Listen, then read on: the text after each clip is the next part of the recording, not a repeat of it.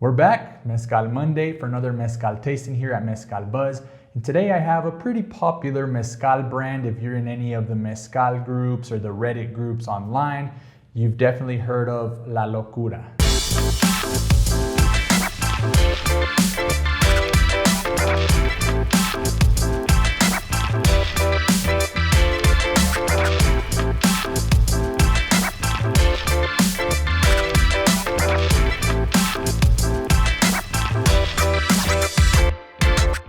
La Locura was started in 2014 by Eduardo Angeles, Lalo. It's a pretty interesting play on words here for La Locura because Eduardo, also known as Lalo Cura, which is Lalo cures, and La Locura also means La Locura, the craziness. All right, we're gonna be tasting La Locura Tobasiche. Tobasiche is of the Karwinskii family, also known as Largo.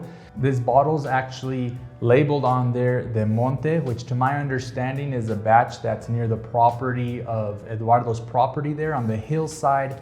They harvested a lot of Tobasiche from there. So this bottle comes from that batch. We have 47% alcohol. The agave here is cooked in a conical stone pit. It's macerated by hand by what's called a mazo. It's like a big mallet where they're using to crush the agave, and then it's distilled in clay pots. So I would say this mezcal is something you could call ancestral because La Locura is not part of the CRM. They don't really fall within those classifications, but I'm excited to try this mezcal, which is holding a solid 4 stars on Mezcal reviews, and a lot of people are a big fan of it online. Part of the reason is because Santa Catarina Minas, where their palenque is, it's about an hour south of centro of Oaxaca. It's very easy to access. They have a fantastic setup there, very friendly to tourists and people who want to come know and tour the facility. So I would say that's one of the reasons it also has gained some great popularity. But I'm sure the taste helps as well. As always, a nice bright mezcal here, clear mezcal.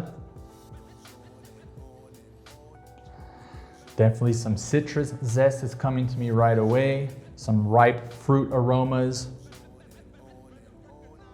Like a very ripe pineapple. I get some green apple in this.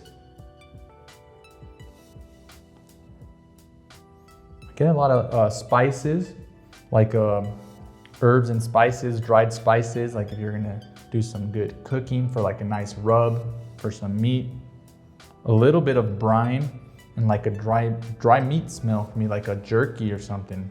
And I get earthy mineral aromas from this mezcal. Let's get to the mouthfeel.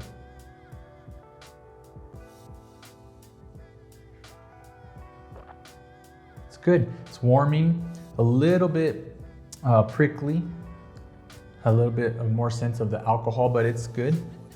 Already get some light smokiness to it, kind of like a little bit of ash. Soft, dry, not so sweet, but it's pushing it there.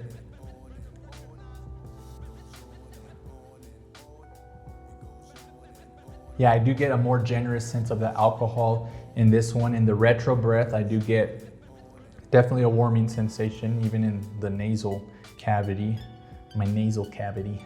Kind of get like some salted peanuts and kind of like a hay, a dry hay kind of taste to it.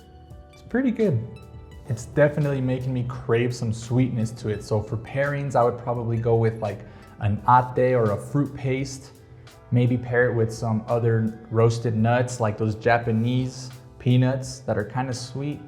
I think I could definitely pair it with that. I think I'm gonna follow this up. Last week we did a tasting of Real Minero, which is also of the Angeles Carreño family. They're very close in proximity as well. And it was actually the same agave that we tasted last week too.